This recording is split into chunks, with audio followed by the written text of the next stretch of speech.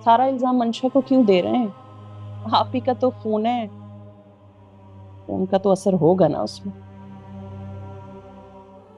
नहीं, नहीं है वो मेरा खून।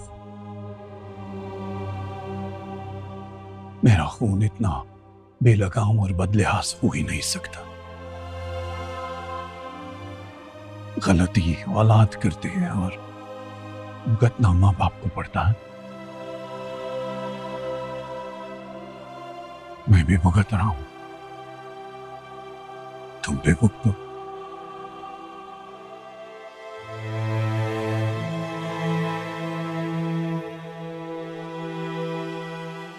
गलती तो जारा के माँ बाप से भी हुई थी ना। अपने दोस्त को तो आपने गले से लगा लिया था, इस घर में जगह भी बना ली थी उसके लिए। उसका गुनाह हमारी मंशा के कसूर से तो कहीं बड़ा था। उनके लिए तो दिल पिघल गया था आपका। उनके सामने तो आपने कोई शर्त नहीं रखी थी। उनकी गलती को सपोर्ट नहीं किया था मैंने। बना दी थी अपने घर में उनकी जान बचाने के लिए, नहीं तो मार दिए जाते दोनों।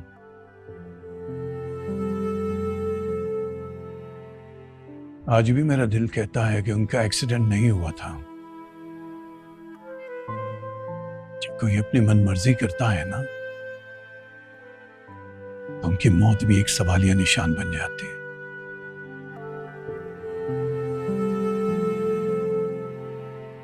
उनकी कब्र का निशान तक नहीं मिलता जहां इंसान जाके फातिहा के दो लफ्ज अदा कर सके। ऐसे इतने जालिम माँ बाप थे ना वो, सभी अपने हाथों से बच्चों को मार डाला। जब मंशा ने यह सब कुछ किया था तो मेरी आंखों में वही खौफनाक रात आ गई थी। लेकिन तुमने और उसने वही किया जो तुम लोगों का दिल करना था।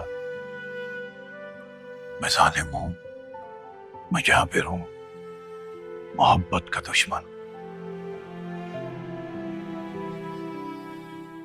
शादियां जो मनमर्जी की होती हैं उनमें मोहब्बत खुद दुश्मन होते हैं।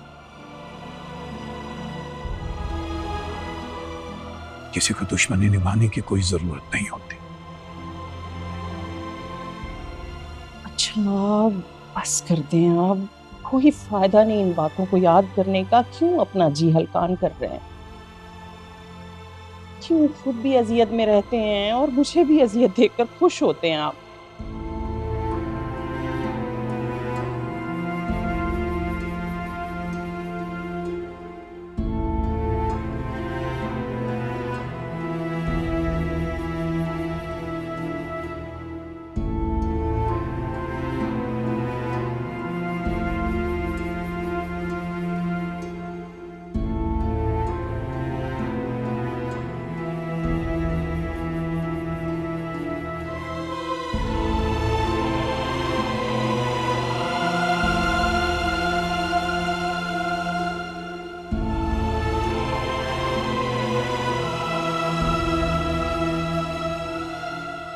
आंटी बताओ।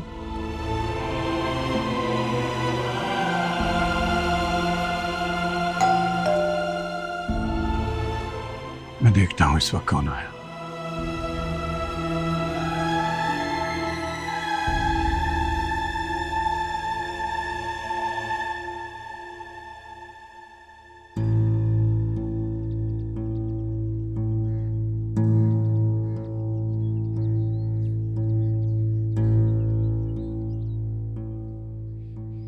जी। अमीर हसन बेग प्रोफेसर हैदर से मिलने के कहा हैं, तशरीफ रखते हो? जी मैं ही प्रोफेसर हैदर हूं। अब आई तशरीफ लाई।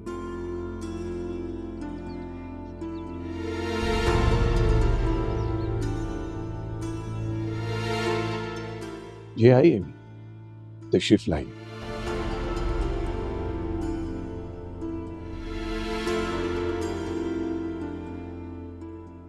मैं क्या खिदमत कर सकता हूं आपकी? हैदर साहब, कौन था दरवाजे पे?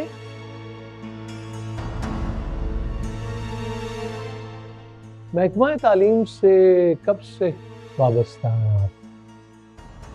अब तो उम्र बीत गई इसी फील्ड में, रिटायरमेंट करीब है मेरी। अमीर हसन भाई के दादा हैं, इस हवाले से पहली बार तारुफ हो रहा है आपसे। जी यकीनन, अब तशरीफ रखिए। जी जी। कितना कमा लेते हैं आप? अब मेरा मतलब उज्रत क्या है आपकी? तनख्वाह 60,000, 70,000, 80,000, 1 लाख इतनी होगी ना? लेकिन बस शुक्र है अल्लाह का, गुजारा हो जाता है हमारा। इतनी कलील आमदनी में तो मुश्किल गुजारा ही हो सकता है। ठीक कह रहे हैं आप। लेकिन हम सोच रहे थे कि कुछ नातमाम ख्वाहिशें और तमन्नाएं भी तो रह जाती होंगी ना आपकी इस कलील आमदन में। तो उस सिलसिले में क्या करते हैं आप? इसके अलावा जरिया मुआश क्या है आपका? मैं कुछ समझा नहीं आपकी बात। प्रोफेसर हो के भी ना समझ ही रहे आप? चले हम समझाए देते हैं। हालांकि एक प्रोफेसर होने के नाते आप तो किसी भी बात की गहराई और गहराई तक बहुत आसानी से पहुंच सकते हैं। देखिए प्रोफेसर, बात यह है कि हम कदामत पसंद लोग हैं।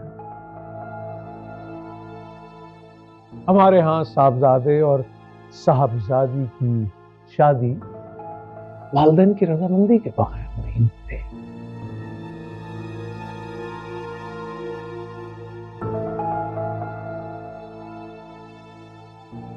हम शादी करते हुए खानदान का हसब नसब, रख रखाव, ये सब देखते।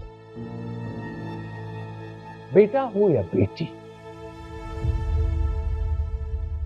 बच्चे बच्चियों की शादी वालिदैन की रजामंदी से होती है। और एक आपने वो तो अपनी बच्चे को खुली छूट दे रखे।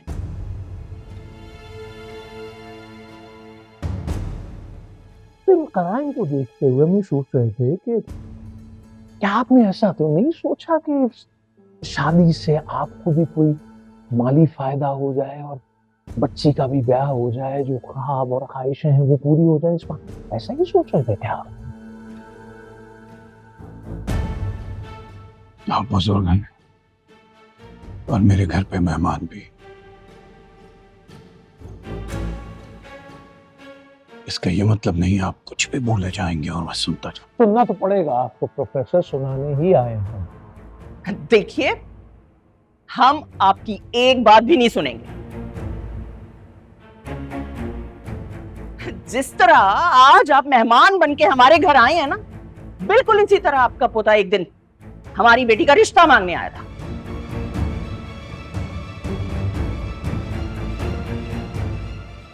हमने उसके आगे हाथ नहीं जोड़े थे कि वो हमारी मंशा से शादी कर ले।